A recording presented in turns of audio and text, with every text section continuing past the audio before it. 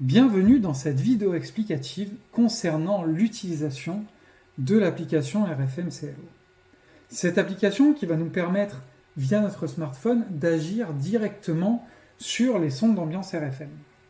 On va retrouver sur notre page d'accueil du téléphone le logo de l'application, donc on va venir l'ouvrir, et à l'ouverture, elle va nous demander de venir scanner via le contact NFC du téléphone la sonde d'ambiance afin de récupérer toutes les informations disponibles.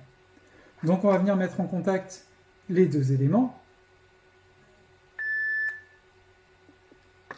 Ici, on va lire les différentes informations disponibles, donc l'état des piles, la version de la sonde, la température de consigne, la température réelle, les LED qui correspondent aux LED qui sont visibles en façade de la sonde d'ambiance.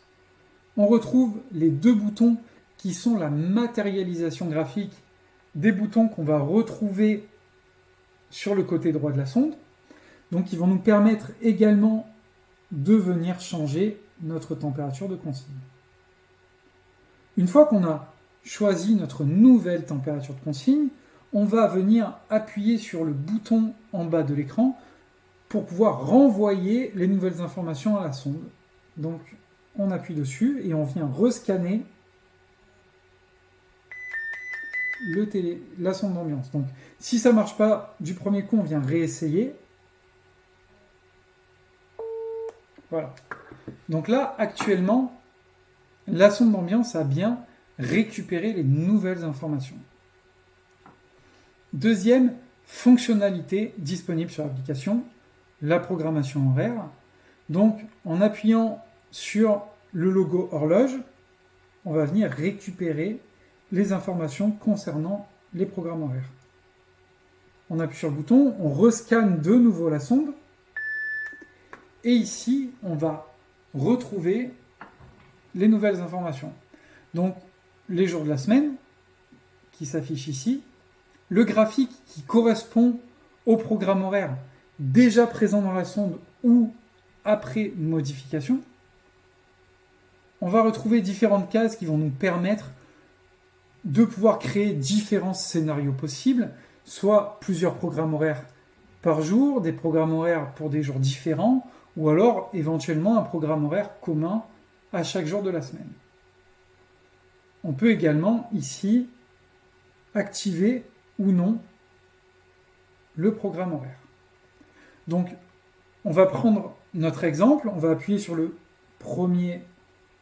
la première case, on va retrouver ici le jour, donc en fait ça va nous permettre de choisir quel jour de la semaine sera concerné par ce premier point de consigne.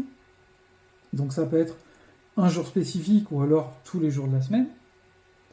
Ici on va retrouver l'horaire d'activation de notre programme horaire, donc 7 heures. Et là, le point de consigne décalage. En fait, c'est un décalage par rapport au point de consigne de la sonde. Donc, par exemple, plus 2 degrés, et on va venir valider. Donc, si on n'a pas apporté de modification, l'application nous le dit, on appuie sur OK. On va aller sur notre deuxième case pour faire la même manipulation, donc choisir le jour, l'horaire, donc dans notre cas 18 heures, et la nouvelle température de consigne horaire, donc le nouveau décalage. Et on va valider, donc dans notre cas, pas de modification, donc on appuie sur OK. Une fois qu'on a pu créer nos différents scénarios, si on a apporté des modifications au scénario existant, on va pouvoir de nouveau renvoyer les nouvelles informations à la sonde d'ambiance en appuyant sur le bouton en bas à droite et en venant de nouveau mettre en contact la sonde d'ambiance avec notre smartphone.